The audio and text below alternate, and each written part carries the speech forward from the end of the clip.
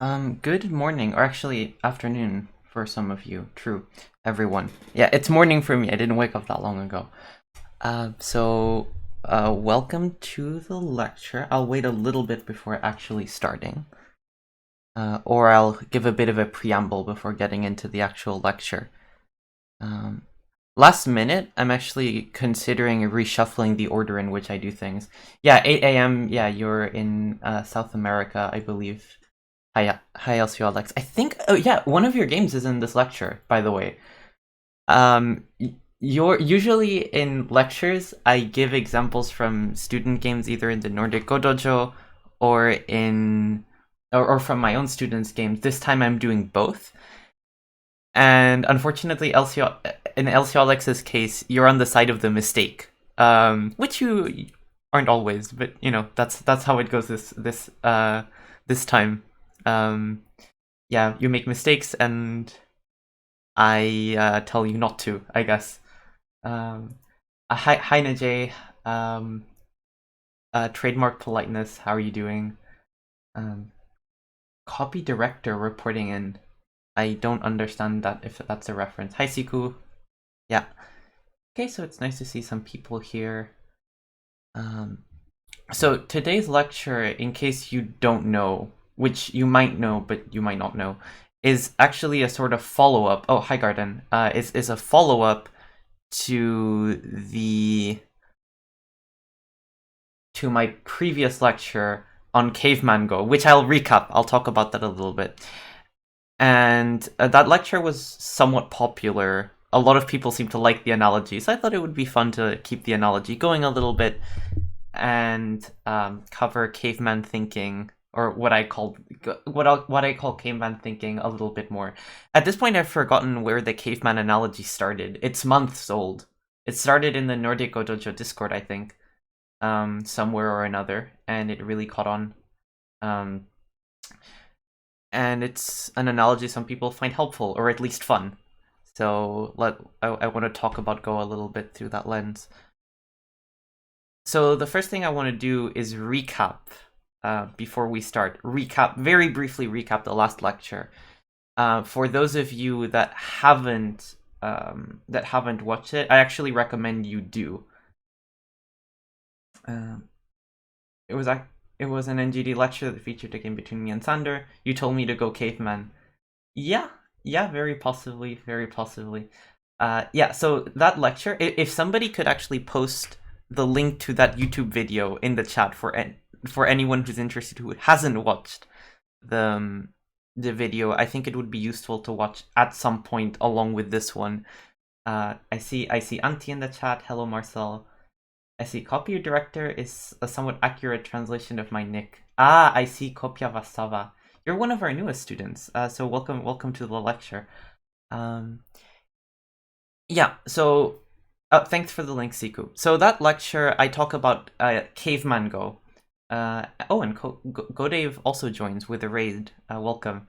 Godave's one of our students, or not at the moment one of our students in the Nordic Dojo, but he often streams and sometimes plays in the Nordic Dojo League.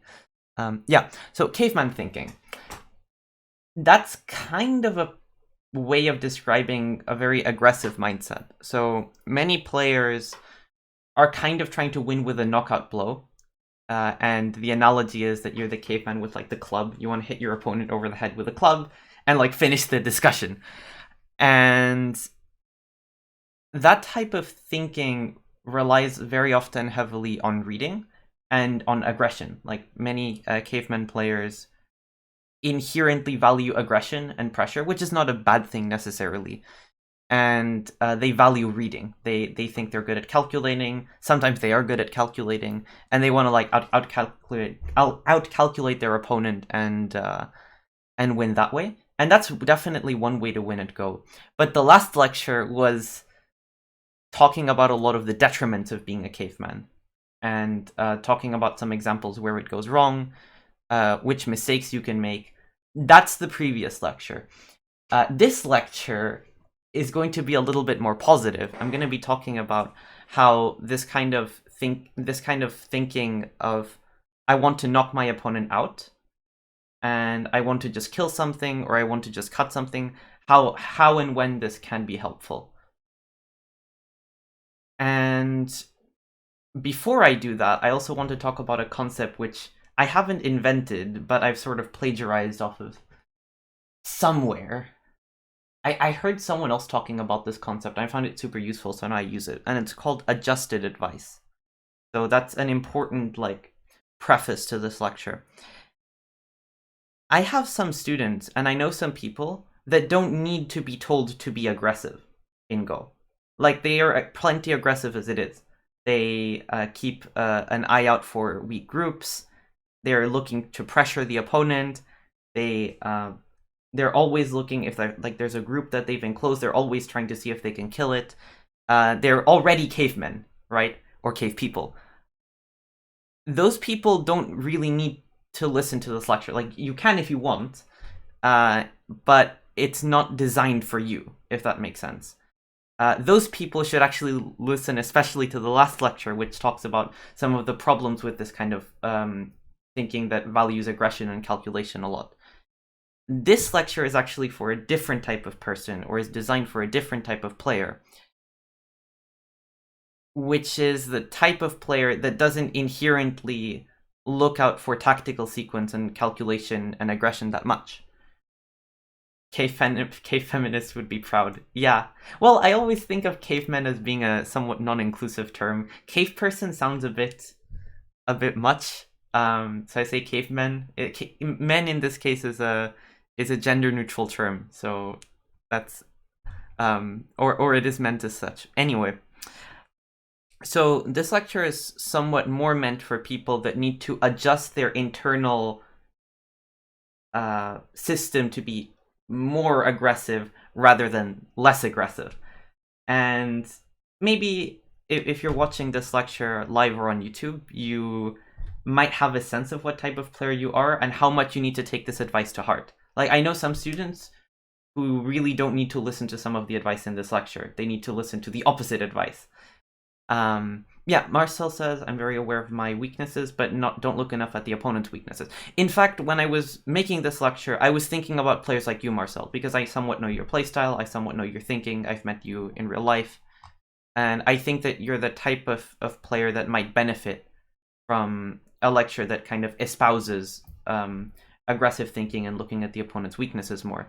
And in fact, if I think about it, most of my students are not very aggressive players. Most of them actually need to, if there's like an ideal balance of aggression and I'm going to say care or conservativeness, most of my students actually need to be more aggressive when I look through the list. So in some sense, this lecture I hope is useful for a lot of people. I'm similar unless I play on Fox, then it all inverts. I mean, Fox is the den of the cavemen, so that's okay. It happens to everyone. Okay, so with that caveat of what I call adjusted advice, keep in mind that this advice will be more or less useful to you depending on the type of player you are, which isn't always the case. Like for my last lecture on Miai and Tedomari, I think that these are concepts that everyone can more or less equally apply, but this lecture is a little bit more specialized.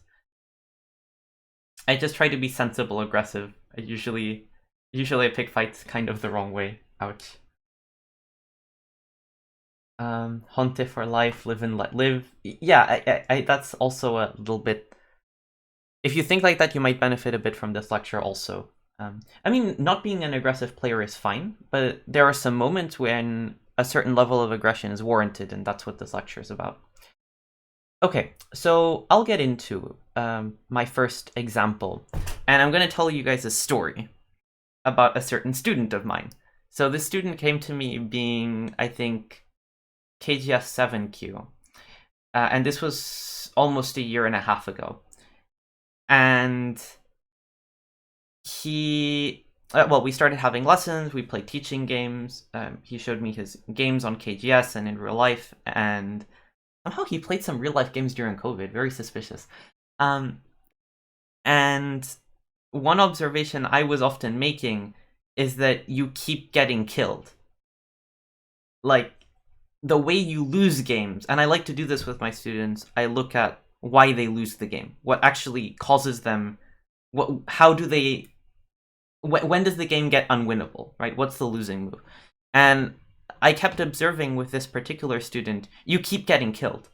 Like, you're going about your business, you're enclosing territory, you're like trying to take the big point, and then suddenly your group gets enclosed and you don't like look at it and you get murdered, right? So every teaching game, I was trying to like kind of encourage him to look more at when he could get killed and to play a little bit more, to have a better sense of when, to use the caveman analogy, when the opponent might smash a club over his head and end the game that way. Some new people in chat. Hi, Mu to you too. How Kawabunga? The bunga is like unga bunga. It's appropriate for the lecture. Oh, there we have some French. Most people don't speak French here, but salut nonetheless. I speak French. Yeah. So this student, I was trying to get him to be a little bit more careful about getting killed himself, and that seemed to work. He climbed a few KGS ranks. He seemed to improve, but at some point, this strategy of just not getting killed for yourself started running out of steam. Like, he started improving more slowly. And at some point I realized that he needs to be aggressive himself, right? Go is a game of two players. It's a mirrored game in a sense. The logic that applies to you should apply to your opponent. So whereas my student was becoming very good at not getting killed and being very conscientious and careful about his own groups, he wasn't applying the same logic to his opponent's stones, right? He wouldn't kill the same group that he knows can be killed. Like, if it's his own group, he will protect it, whereas if it's his opponent's group, he won't kill it.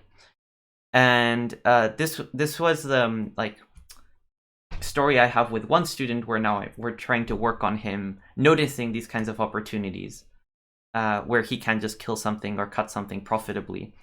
But I've had this type of story with multiple students. So Jeff says that's being selfish on the Go board. Yeah, selfish is a good way of putting it. Yeah, though I must say, Caveman Go isn't exactly selfless. It's more like, now I'm going to make my opponent's life miserable instead of just worrying about myself. Yeah, and my first example is actually one of my students' games, this particular student. He played in a real-life tournament recently, and he has black in this particular game. And we're going to speed through the opening. So for reference, he's KGS 1Q. I think he's probably, it's hard to say, but I think he's probably around 6, 7Q in real life. He's only played one IRL tournament, so it's quite hard to say. And this game he played black against a 6Q in an IRL tournament. Okay, so I'm going to speed through a little bit. I want to talk about a specific point in the game. And I guess we'll stop here. Here. Yeah, this is the moment I wanted to stop at. And my first question to the audience is, let's say you were in a really aggressive mood as black, and you really wanted to try and kill something, or cut something, or attack something. What would you be looking at? That's my first question.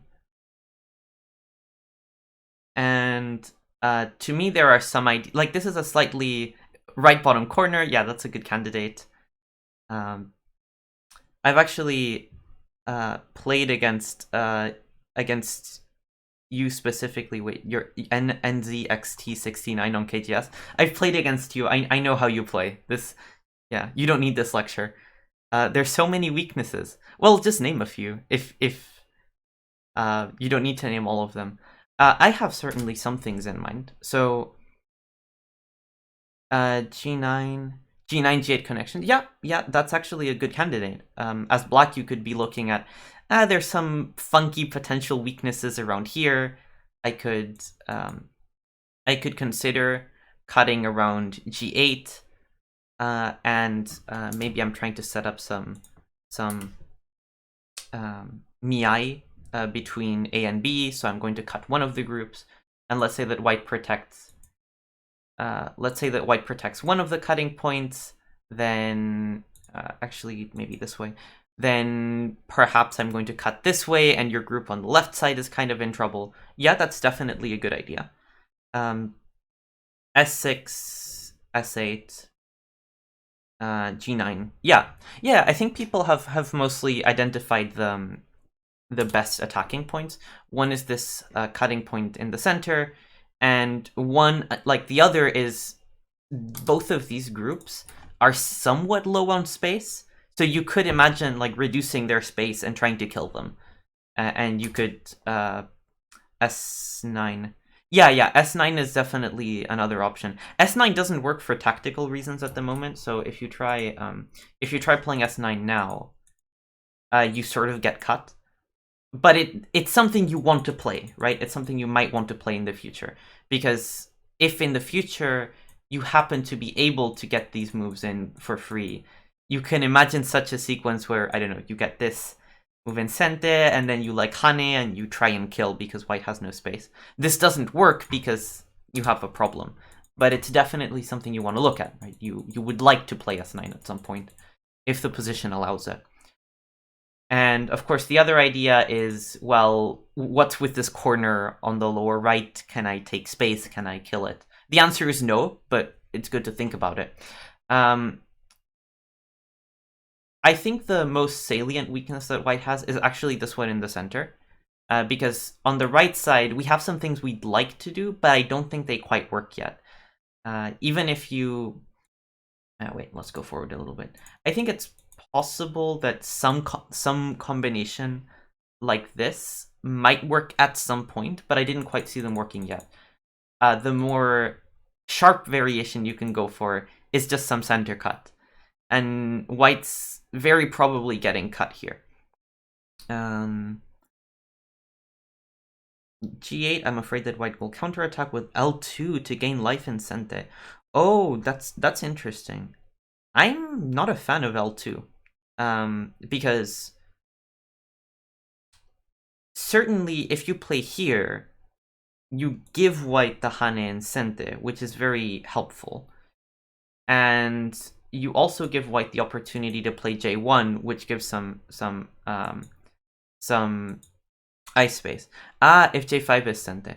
Yeah. So certainly this story is certainly not over. It's not like white's obviously busted here, because black also has some weaknesses on the lower side. But I would say this is the most, I'm going to say, testing variation you can go for. And I can definitely see something like this working out. So maybe if white plays L2, we can block, and then white's not clearly alive with either group, and black is alive with the lower side group. So this is definitely one of the things I'd consider if I wanted to play aggressively. Okay. It's important to note that my student didn't think of these things.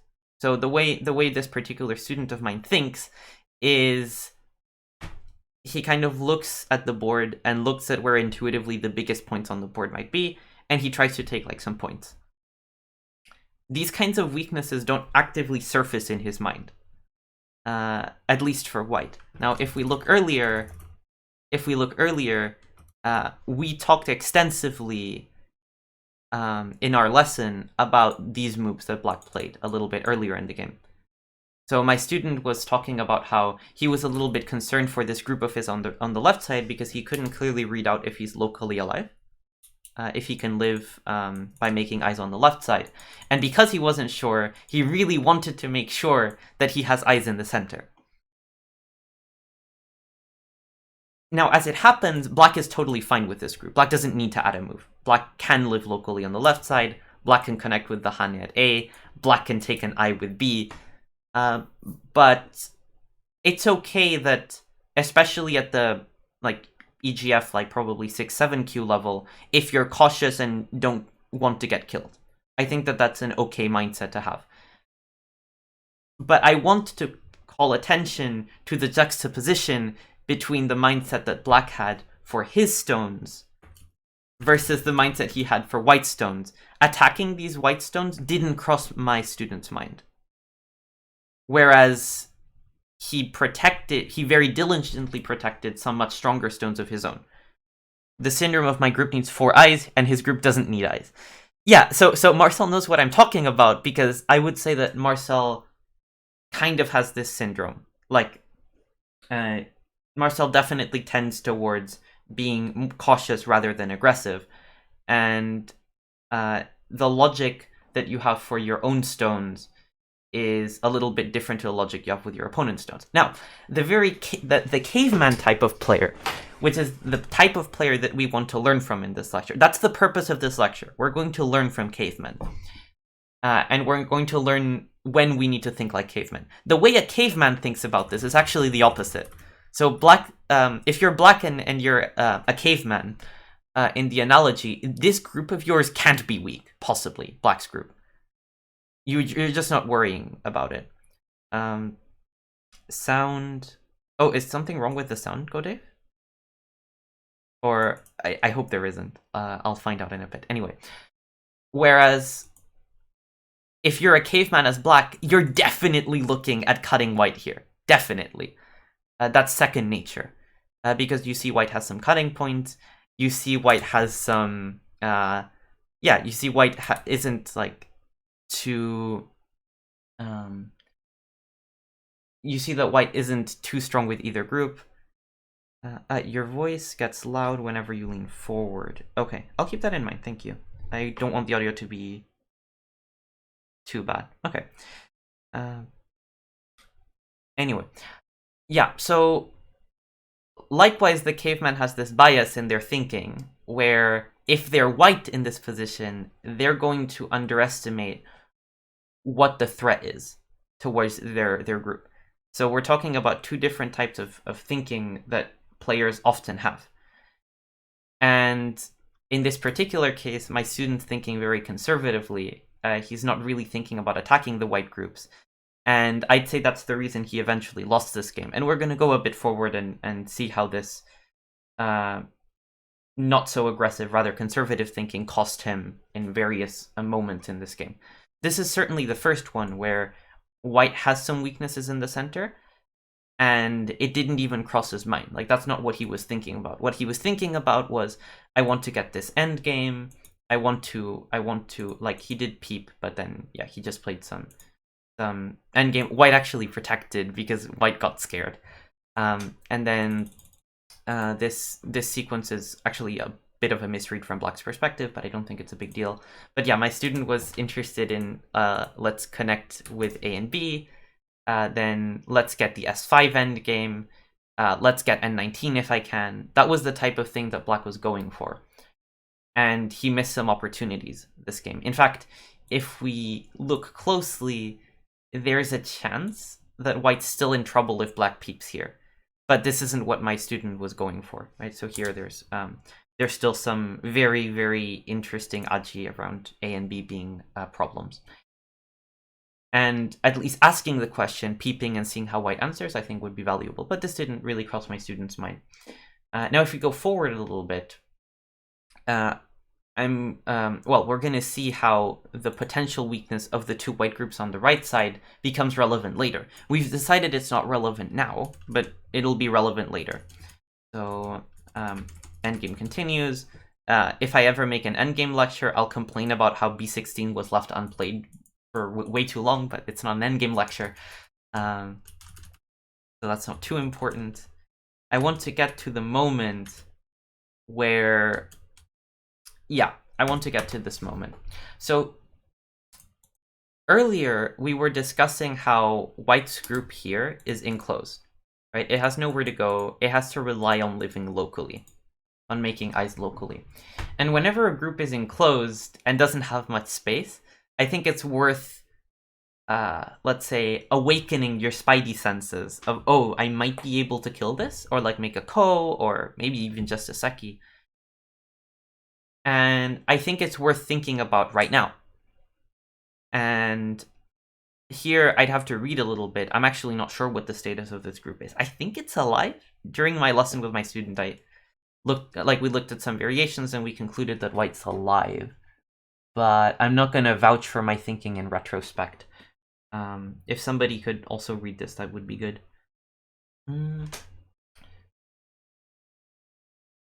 What I'm thinking, funnily enough, so let's say that we start with the wedge. White can obviously live by just playing here. This is just, you have one eye here and one eye here. However, white doesn't really want to do that because white's losing territory, so white wants to block. And then the status of this group is a little bit more unclear, but I also think white's fine here. Yeah, I'd say white's fine here. It's but yeah, it's already complex enough that at the 6Q, 7Q level, which is the level my student's playing at, I think it's very, very legitimate to try and kill this. Like, just start, you wedge, you maybe, I don't know, play here, or play here, and hope something works. And at a higher level, that's also what I do sometimes. Sometimes I don't know if something is going to die or not, but I try anyway because the chances it works are like reasonably high. And the reason I advocate this is that my student's behind, so killing this is kind of one of the only ways to win. So I told my student, yeah, you could try and kill this, or you could look out, you could have your eyes on potentially trying to kill this group eventually. That's worth doing. Even if you don't try anything, having your eye on it is important. And for the moment, nothing works. For the moment. Now let's go forward a little bit. Black peeped. The peep's actually a mistake because white can block. But I think the two players were in Byoyomi, and then white is connected, which is really helpful to black because black gets to connect back. And then we get to this moment where white blocks. And now white's group has even less space, and I would ask the audience if now a kill is possible. What do you think? Okay, Gode says oof. I think that's indicative.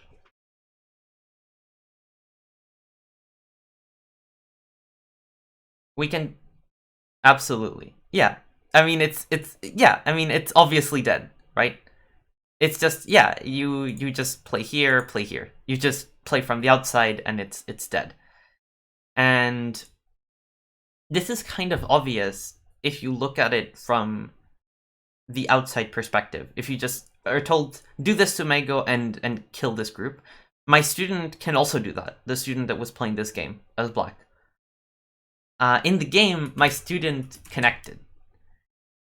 And afterwards, I asked him about this this shape, and he told me that he just never considered killing. Like, it didn't cross his mind. And it looks kind of, maybe for a lot of you, because a lot of you are quite advanced players, right? Some of you are like up to 3 dan, a lot of you are higher Q players. This is a mistake that I think is quite natural at the 7Q to 6Q level. Yeah, he's a saint. Yeah, he's a nice guy. How do you play T14 and not consider killing? Good question.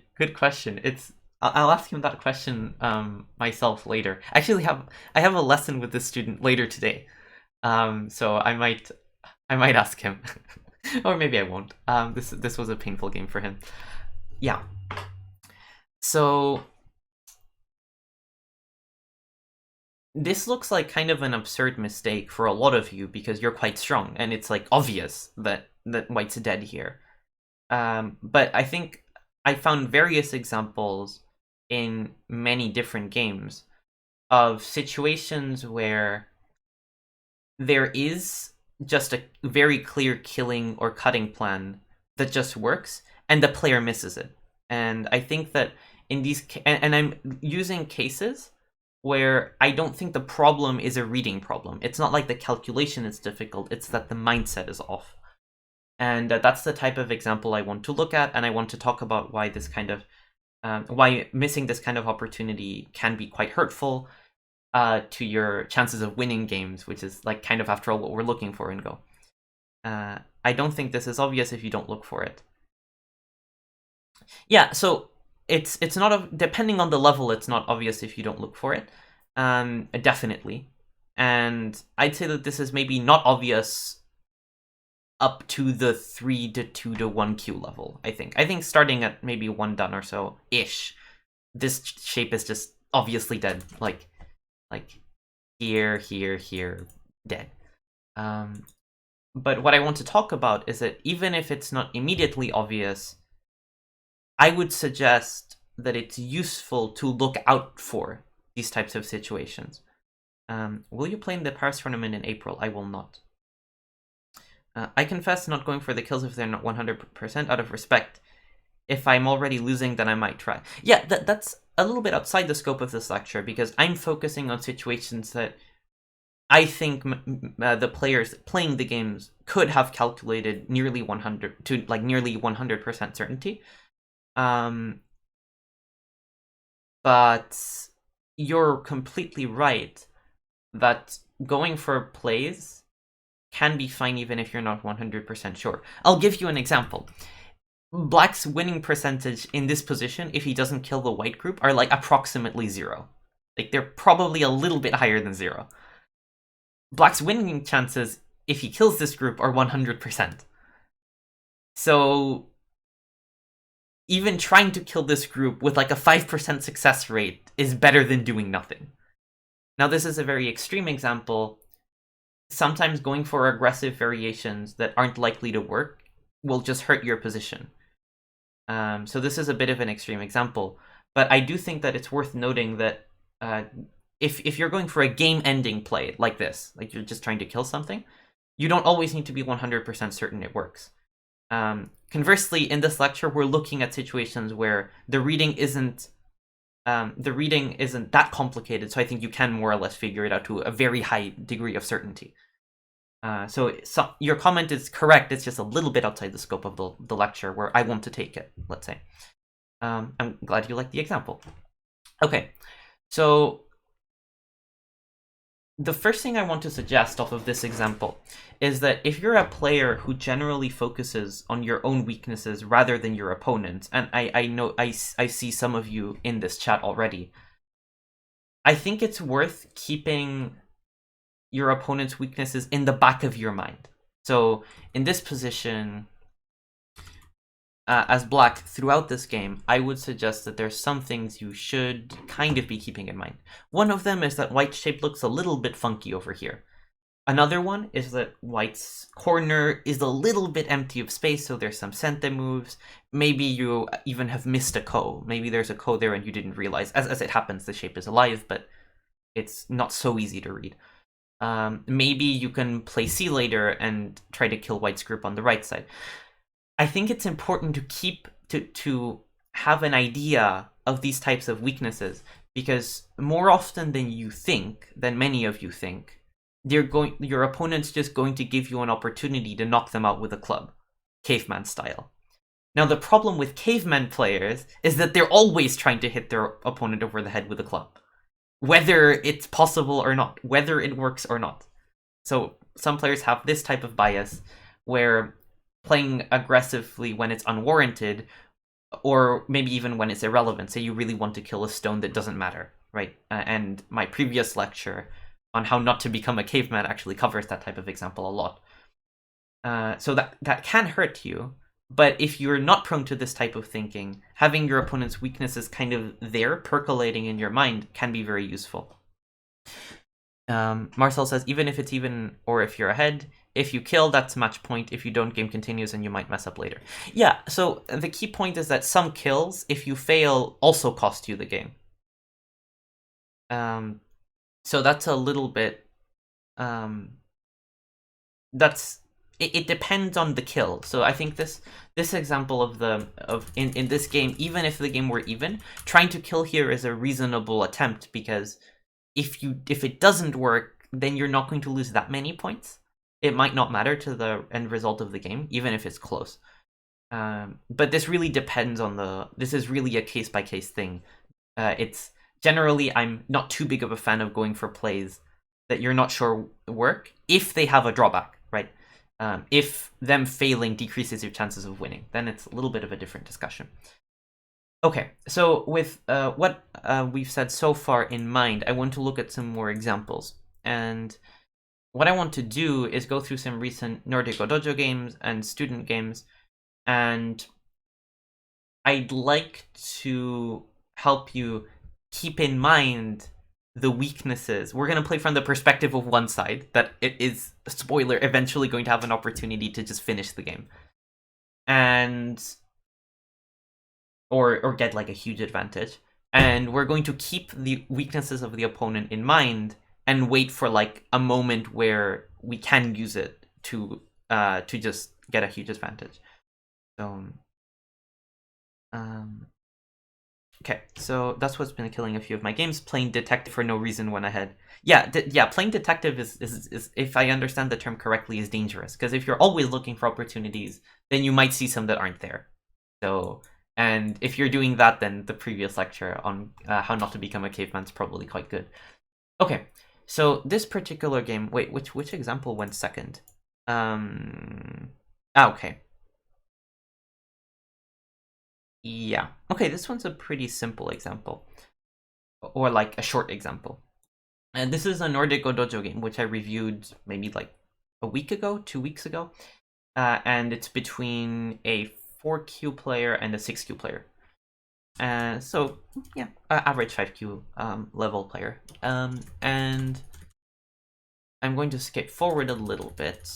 And there's some annotations because this is the file I used to comment the game on the Nordic Dojo website. Oh, hello, Kobamiao. Meow.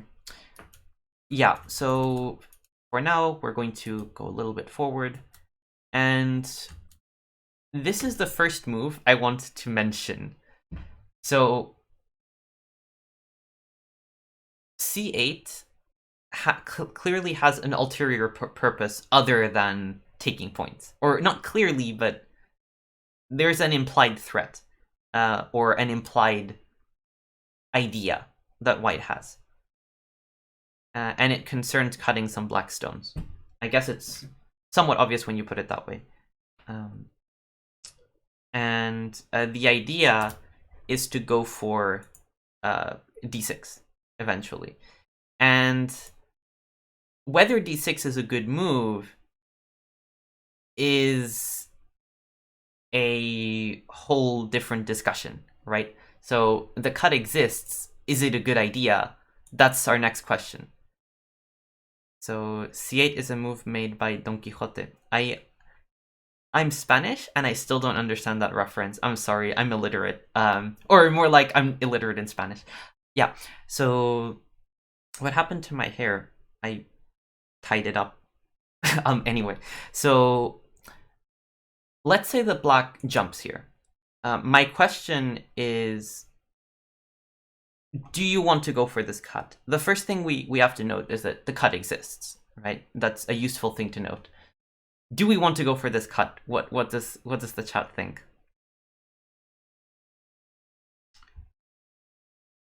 Tilting at windmills. Man, I'm missing so many references. But yeah, I am... G4 liberties look sus. Okay, yeah, definitely. For a moment I was worried you'd cut it. Yeah. So... that's one thing that Godev is accurately observing. Let's say that we do cut. There's some problems around the liberties of these guys, which we need to worry about, because these guys have limited liberties. There's a cutting point. We should be very careful before committing to something. Now, if I remember correctly, white's actually fine in that respect. I'm trying to remember my reading for this. I don't think black has anything. It looks bad. It looks like white should be in trouble, but I don't think it's the case. Maybe someone in chat can correct me if they see something wrong. Like, I don't think black can kill something. So I'll give an example. Say that black hanes, and you give up... Well, the thing with this is that you're already giving up some second line territory. Can you sack the 2 stones? H3. Yeah. So that's definitely one of the problems from black's perspective. white can always sacrifice something. So let's say white just tanukis now, and then black cuts. Then white can even sacrifice the 5 stones, and it's literally only 10 points. And you're also making this stone kind of impotent, so that's okay for white. I'm not saying it's good, but it's okay. The more critical move is actually h5, because if we play g5, then white plays j5, and then this is a real problem for white-ish. Like, something's actually gonna get cut. But again, these stones being cut is kind of acceptable. So it's... white can consider allowing this, let's say. Now, one really funny variation that I went into in the review, this is a bit off topic, but it's a fun variation. What if black tries to cut like now, for example? And I went into this wedge. And the idea of this wedge is that if black Ataris, then we Atari at take and here. So we're actually connected. And the funny variation happens when black doesn't take the Ponuki and instead extends. With the idea that if white connects, we connect, and black stones can't be captured. So maybe white's in trouble. And if white takes, we play here, and we play some Ko. I mean, it's a crazy variation, but I thought it would be fun to mention. So it looks a bit early to cut, black is out, and the cut is gone. Yeah, so this, I think chat's being very, very measured here in your response to the opportunity of cutting here. It's kind of easy, especially for caveman-minded players, to be like, oh, cut, it works. Or more like, at least if... I mean, this stone actually can't be captured, I think. Or in this variation, this fight technically works for whites in that you save these stones. You just will die afterwards with these other stones. So it's a little bit of a double-edged thing. But many players might be tempted to go for this cut immediately, and you're correctly observing that, well, there's some problems around A. Maybe it's a bit early because black can run out. I mean, imagine black doesn't fight, then... imagine black just allows a normal cutting sequence. Oh wait, sorry, this is a... yeah. I somehow, like, passed for black once. So black jumps, then white wedges, here, here, here, here, here, here. It's not even clear if this fight's good for white, because maybe black gets to play d12, and white stones are also not that strong. So I'm very glad that chat had quite a measured response. Like, okay, the cut exists, we can keep it in the back of our minds, maybe we don't want to go for it yet. Now, c8 isn't a bad move, because it's just taking some points and creating, like, this dynamic potential, but we don't need to use it yet.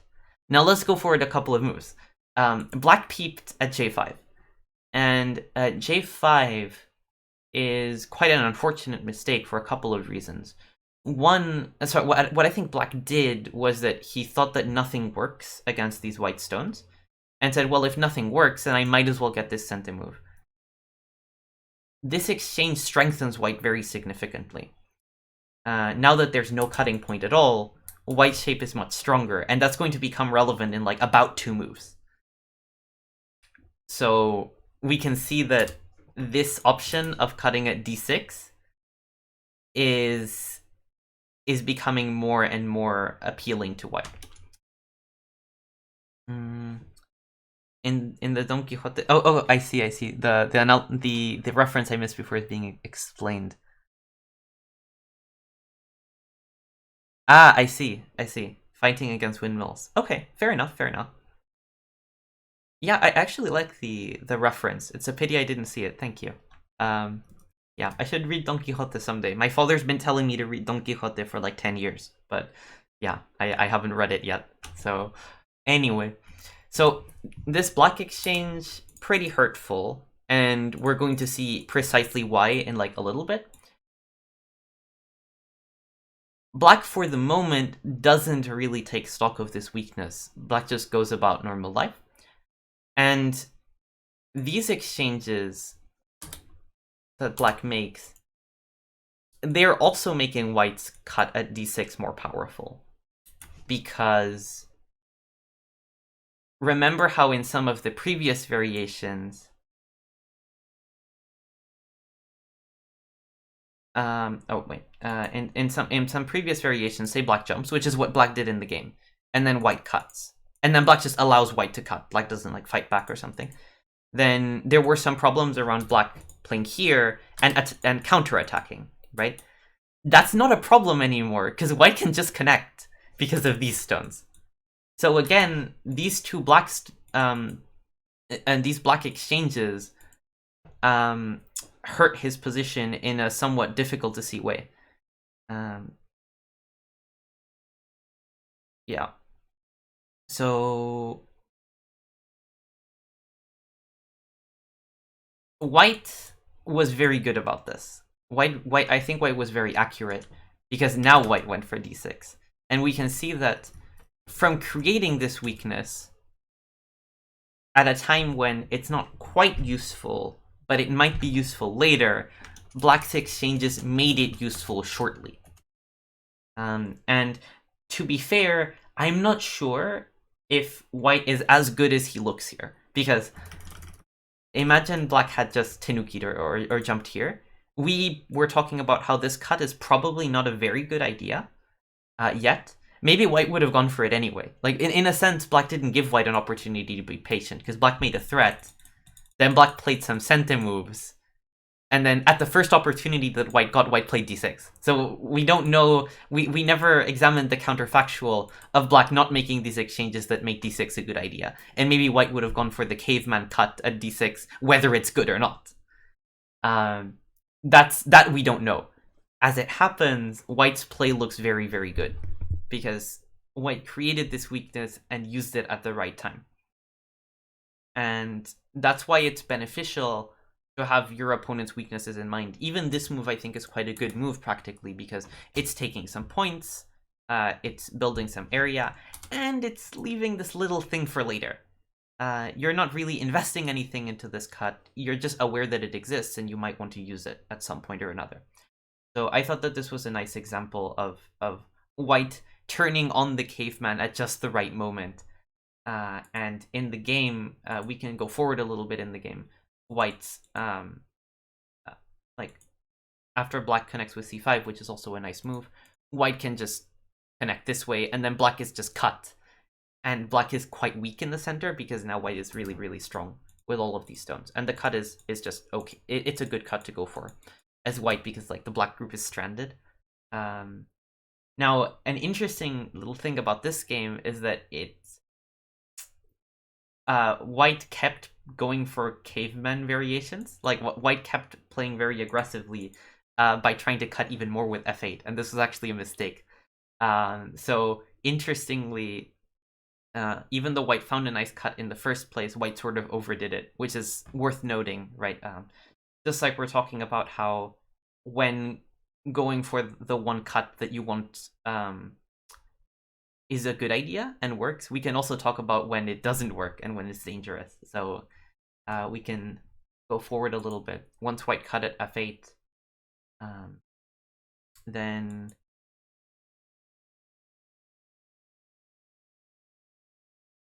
why not force black to connect and gote? That's a good question. So that's quite a good question, I think. It sort of... So I guess that what the players would be... what a chat is advocating at the moment is we play something like this, and we say, well, this is becoming a problem for you. Connect, right? And that's certainly an idea. I think... Yeah, somehow this game looks familiar. Yes, you may have been... I think, black here. One thing I'm wondering is if black can connect in sente-ish, if white doesn't use it soon. I'm thinking of this move specifically. So now it's getting a bit technical. Because if black does have to connect in gote, I probably agree with you guys. But I'm wondering if black can be clever about it, basically. The idea being that if white just pulls back, then this move doesn't work anymore, I think. Yeah. So, and if white plays this way, then there's still a threat. So I'm wondering if black can just fix Incente if white's not careful. That's maybe one idea. If you cut immediately, the black group is kind of stranded. So I think this is actually worth going for. Now, I'm wondering if we want to... Is this exchange a good exchange? Good question. Because I'm thinking of playing A or playing A, B, and then C, or just C. I think the idea with this is that once black runs out, this group is kind of a permanent problem for black. So I think it's arguably worth cutting. I understand it's dame, and in fact, this is a good discussion to have when we're talking about cavemen, because what a lot of caveman players will do is cut here without evaluating whether the cut is worth playing. A very intelligent way to go about cutting things is say, well, when I'm cutting this, I'm actually investing a move into playing dame, into playing neutral points. Is it worth it? Right? And that's and when you combine that like instinct for finding cutting points and the instinct for evaluating them, then you're a good player. So Zephodius suggests white c7. Yeah, so we're talking about this for a variation from earlier. White c7, black d6, white d7, wait, d7. Oh, d7. D7. And d7? I mean, at risk of sounding like a caveman, I'm going to murder you.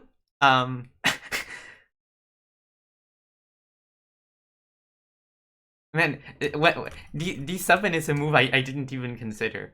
The idea of D7, by the way, is I assume that if black connects, then this type of Hane doesn't work, because white's okay.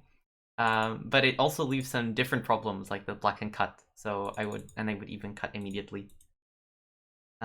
Which seems kind of difficult for white to handle. Yeah. Anyway. Okay, too dangerous and technical in this case. Well, but I think I really appreciate that Godev and Sevodius brought this up. Part of using Caveman Go correctly is understanding when it's good. Because one thing we talked a lot about in the last lecture, which again I recommend you watch if you're interested in this analogy and you find it helpful, is that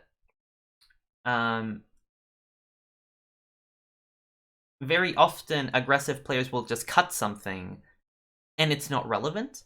Like, the group isn't as weak as they thought it was.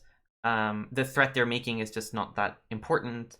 And if that's true in this case, then this cut is literally just playing dame, right? You're just investing a move to play neutral point, and then black jumps out and says, like, what are you doing to me? I'm fine. I will mention, I think probably this is a better move. And now the players will have a discussion about whether white played a dame point or whether black's weak, right? And that's an important discussion to have. Can you Tanuki after black c5? Oh, that's smart. Oh, Godev, you're a genius, actually. That's really, really good. I'm really impressed. Now white plays here, and now black can't fix Encente. No, that's really smart. I like that. I think you're right. I think that is the best way for white to play. Yeah, that's really good. And I think it's worth noting that when the opponent has a cutting point like this, the caveman way to do things is to cut, because cuts feel good. Like, I cut you, right? And many aggressive players just default to cuts. But here, we thought about it a little bit, or rather, Godev thought about it a little bit, and decided, well, actually, the best way to profit off of this cut is to make black spend the dame move to protect his weak group, right? So sometimes keeping your opponent's weaknesses in mind actually leads to a peaceful resolution where you're still profiting, instead of like the I cut you, I threaten you with my club, and you're gonna be afraid and you're gonna suffer, which is what like this ABC sequence is. Cuts feel good. Oh man, Dave, that joke's in slightly poor taste, I must say. Anyway, So yeah, I think this is a fun example because it displays some of the benefits of keeping your opponent's cuts in mind, while also keeping in mind that you don't always have to cut to profit. Sometimes you cut to profit, and sometimes you don't, right? So there's a discussion to be had there. Now, the next example, I think, is a slightly better example of the caveman thinking probably just working, or just probably being better. And this is another Nordic Dojo game between two, like, I guess one dan, I think one dan, two dan level players. So quite strong. And this is another game I reviewed recently that I did a text review for. The beginning of the game we're not going to look at. This Ponuki is impressive. From genius to poor taste in less than 1 minute. I think I completed the speedrun. I mean, you can be a genius at a board game and have poor taste in other things. I think it's called Bobby Fischer syndrome, but there we are. Okay, so we're going to scroll through this game. Or actually, we're not going to scroll through this game. We're going to stop. Let's stop here. And by here, I mean here. At this point. And at this particular point, one thing I want to ask the audience is, what would you be looking to attack if you were black? What would you be interested in? What weaknesses does white have that we want to keep an eye out for? And while people think about that, I'm going to read what Sephodia says. When teaching about cutting, I always make a distinction between 3 kinds of cuts. Cutting strong stones from a group. Cutting strong stones from a strong group. And then the other ones you didn't specify, but yeah.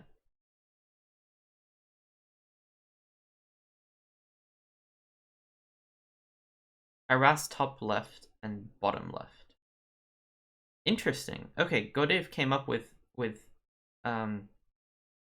some different ideas than I did, actually. Be weak stones from a strong group.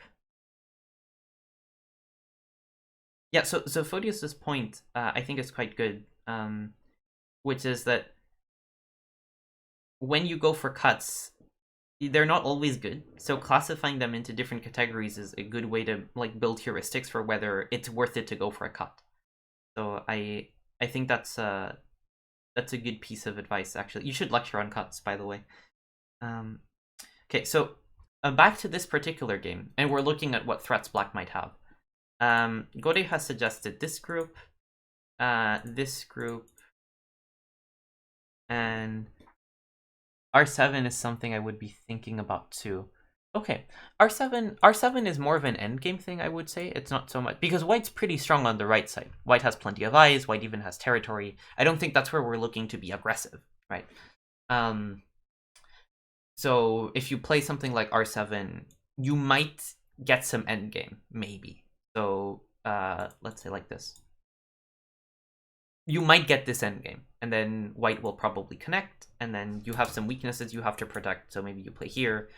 That's endgame. It's not like an attack, but it's worth noting for sure. As black brings C15 stones to start a splitting attack. C15. C15. How do you bring G15? G15. Yeah. So I think one thing to note is that white's group on the top left is not that strong. And that's why black, I think, not now, but very shortly played, first he played O18, which is actually an okay move. And then he played B17, which keeps a record of that white's group is sort of weak, so black wants to point at that. So definitely the lack of space for that group is something we that might be profitable to us in the future. And the other group I would be looking at as black is this white group, which sort of like limped out of the top side and has no eyes and is surrounded by strong black groups. Top right seems the most urgent because 2 weak groups are fighting. I mean, yeah, that's actually why 018 is an okay move. And why maybe a better place to stop is here. Because now that Black has captured, Black doesn't have a weak group. Black's groups are very strong. The white groups are the only ones we're really worried about. So this is one, this is one. This is kind of one, but I wouldn't say that this is a weak group. It's a group that might be weak in the very far future, but I wouldn't say it's a weak group. And the reasoning is like relatively simple. So we assume that this is a Joseki on the lower left, that it's an even result for both sides. Black has a settled group with like 8 points. So this white group isn't weak. If it's not weak, then Sansan isn't a Joseki. But I mean, it's a group that doesn't have a base, so in the very far future, it might become weak. So you want to keep an eye on such a group without expecting to get anything from it. It might still be harassed, yes. So, okay, I think the main group that we want to look at is actually the L12 group, the white group, because it has no eyes and it's kind of heavy. It's definitely weak. Now, it can run plenty of places. Say we play L10, white's gonna jump this way, and or like maybe Kosumi that way. It's not gonna die or something, but it's weak. It's clearly weak, and especially after Black spends a move to take on 018, which I actually agree with. Black is super strong, so that's like a permanent weakness that both players have to keep in mind. And the other thing we can think about is that White's grip on the top side is kind of weak. Black played around that correctly in this position. He plays B18, which is again threatening the white group and saying, well, I can just take your eyes and make you run. In fact, this isn't the topic of the lecture, but White defended very passively, which is not a good idea because White's already behind. So this is a mistake from White, but it's a little bit aside the point of the lecture. Now, from Black's perspective, I think the only remaining like weakness or significantly weak group is actually L12, right? And for the moment, Black chose not to attack it, but that became useful eventually, and we'll see. I want to play B3 as Black. I guess you mean G3 this sequence? Yeah, I mean, you could do that. You could do that. In fact, I think... don't Atari... Wait, this is a thing? I mean, Atari fixes the cut, yes, but when White plays this, then this move looks a bit dumb, no? That's fascinating. I've never seen B3 on its own. Now Black wins on points. I mean, Black was winning on points before doing this. Like, Black playing a bad move at B3. Okay, maybe you're still winning, but that doesn't make it a good move, I think. Like, Black's winning on points by doing many other things too. I don't get the point, let's say.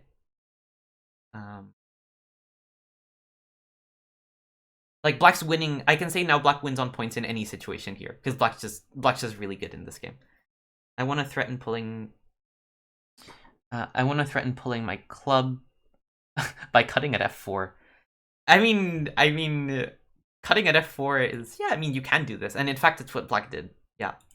And also, you did not fix that c8 cut with the bot extension.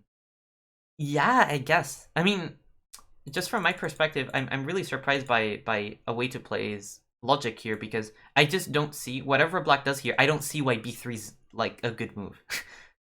I just don't see how these exchanges are good for Black. You can do anything you want afterwards, including cutting at c8 immediately, but I just don't see why you would play b3. But yeah. Yeah, winning on points doesn't sound very caveman, indeed. But yeah, anyway, Black actually did cut at f4, which I think is reasonable. I think it's actually the right thing to do to fight, because White has this weak group, White has this weak group, White has this weak group. Black's ahead on points. Black's also ahead on strength this game. So fighting, I don't think, is at all unreasonable.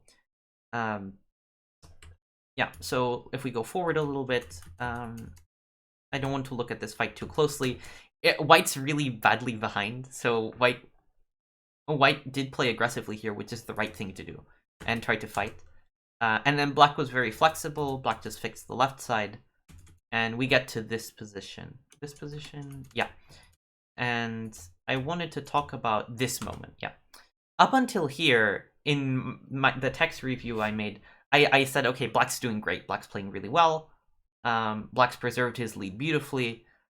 And yeah, the game's looking good. At this point, Black played h10, and h10 is a move that Black, like, for Nordic Godojo game reviews, students can like submit comments and questions that teachers can address. And one thing that Black mentioned was that he thought that h10 was like a mistake, that it was too greedy, and that it got him in trouble. And I conversely think h10 is a great move. And we'll talk about why we have this disagreement in a second. White b5 at c2 is...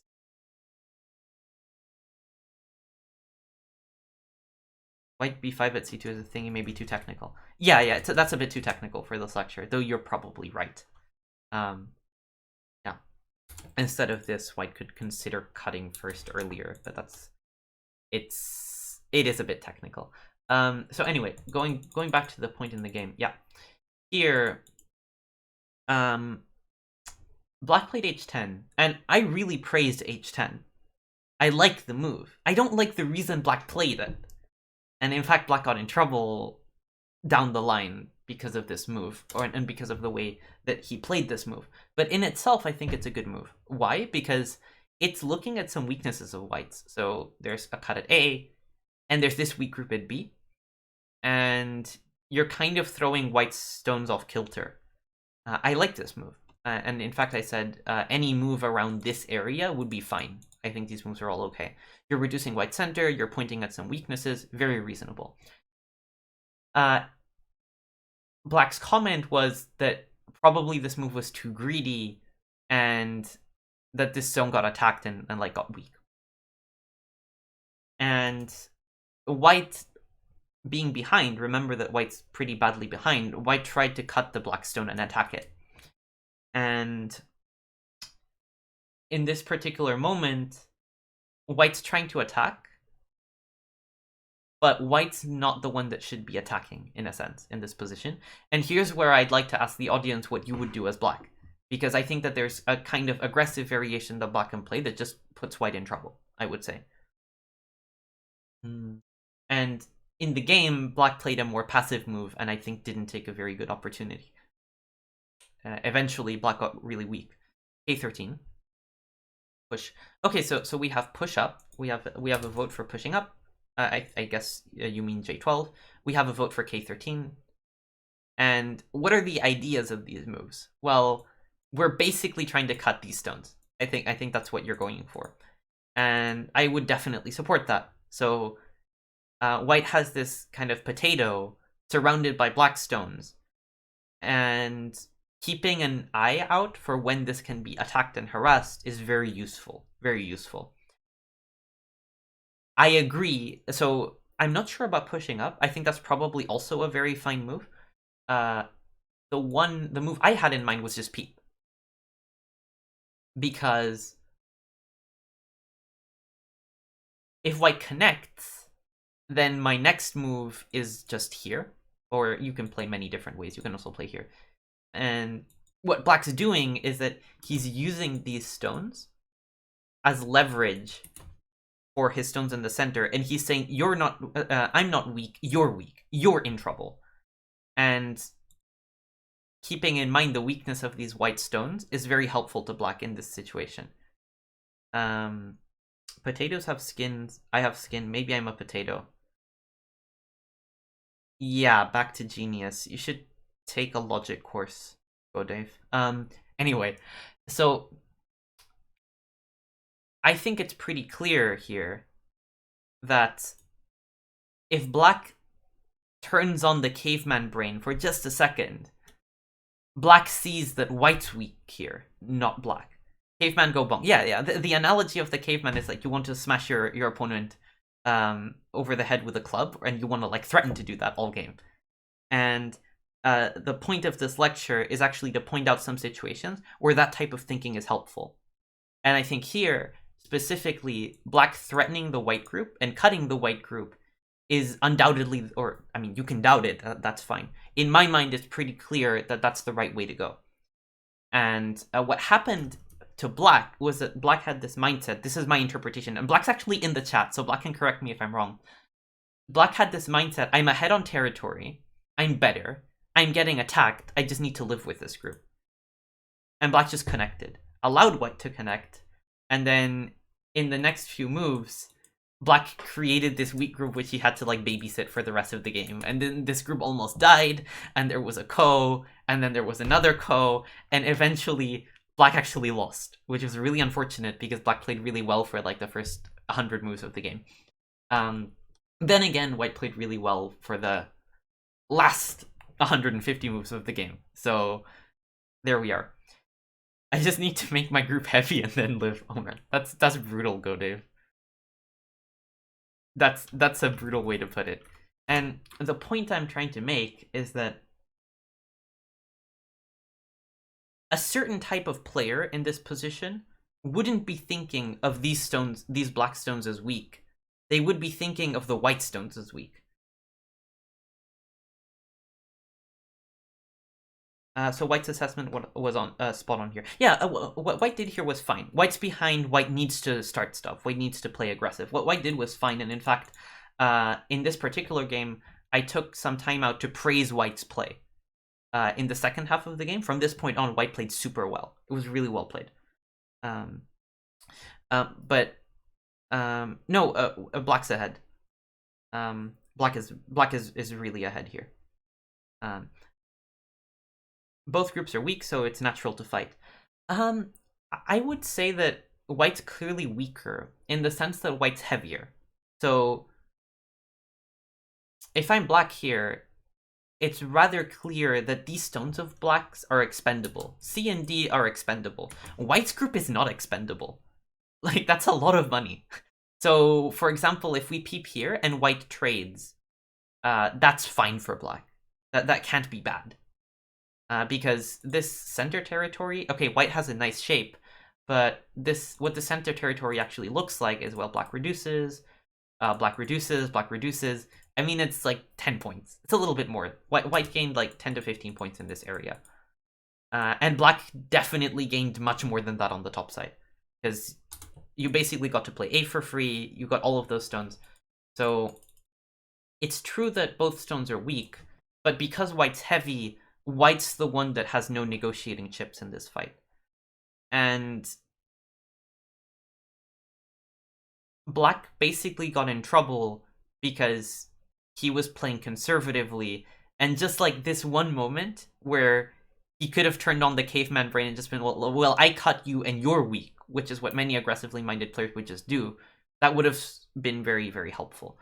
In fact, in this particular review, I made a general philosophical point that it's easy when your opponent is threatening you to feel threatened and to adjust to how you're being threatened. And it's easy to forget that your opponent also has weak stones and weak groups. But that's important to remember. And there's certain types of players where remembering that, actively trying to remember that, is very useful. So, Go Bonk sounds like a political slogan. A reality TV series and some work environment. Yeah. I guess so. It's a little bit ambiguous. I must say that the caveman analogies in Go have limited scope, and can be kind of confusing, but they're also fun. So there we are. In this particular game, we can even go a little bit forward. I didn't plan to show you the rest of the game, but I can quickly do so. Black basically got this really heavy group, and this group shouldn't have trouble living, but because white's language was, you're dying, and because black's language and black's internal thinking was, I'm dying, then this group actually almost died. Well, cavemen also have limited scope. Indeed. So this group got into so much trouble really quickly.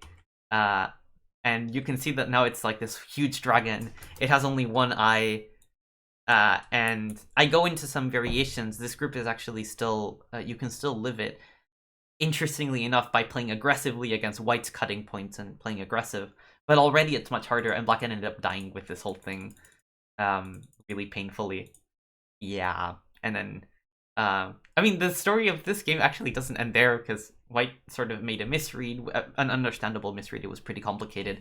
And then there was a ko, and then another ko. Anyway, the point is that from a really good position where black is just the stronger player, like black has more point, black has more strength, black just got into so much trouble off of this one moment. So I think that if here black had the right mindset, the game is super hard for white.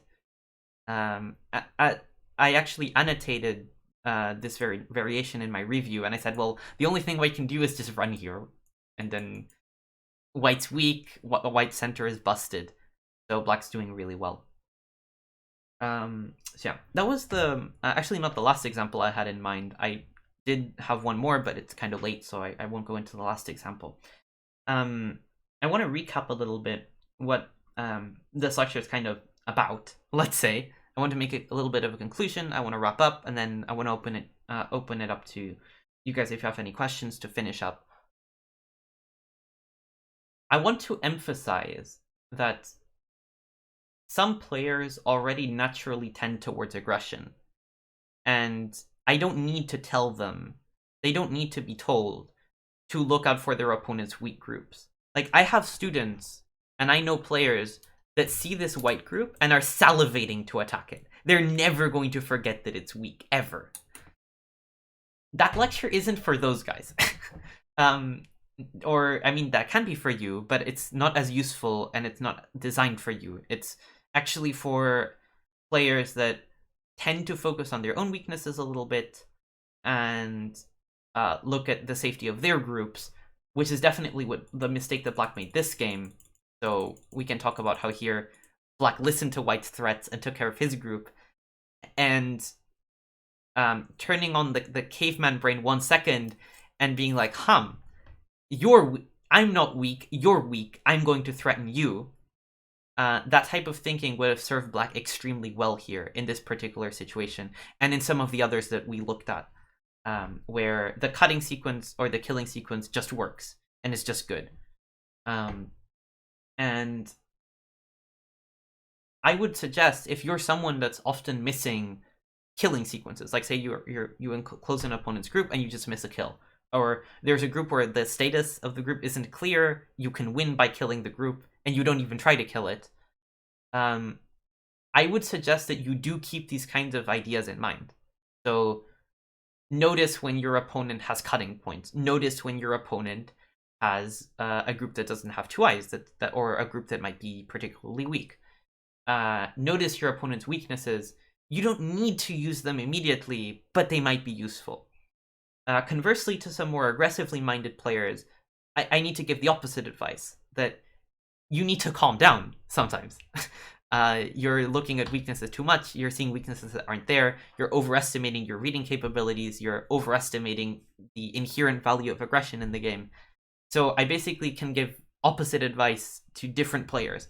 And if you are a more aggressive player, I would suggest the how not to become a caveman lecture, because that's probably more useful to you. And this lecture, I hope, gives an idea to some more conservative players, of which there are many. Like I mentioned, most of my students I would classify as quite conservative. It's good to keep in mind your opponent's weaknesses, just so there's a higher probability that the caveman will be awakened when they have to be awakened, which is indeed sometimes, not always, but sometimes. So that's a little bit the conclusion I want to go for. I'm glad that you liked the lecture, Nidansei. If anyone has any questions, I suggest you go for them now. And Dr. Jekyll and Mr. Cave.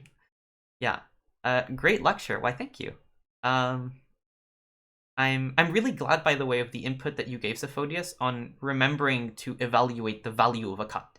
Like, evaluate whether a cut's good when you see a cut, and that's a very important idea in general. So I really appreciate that input.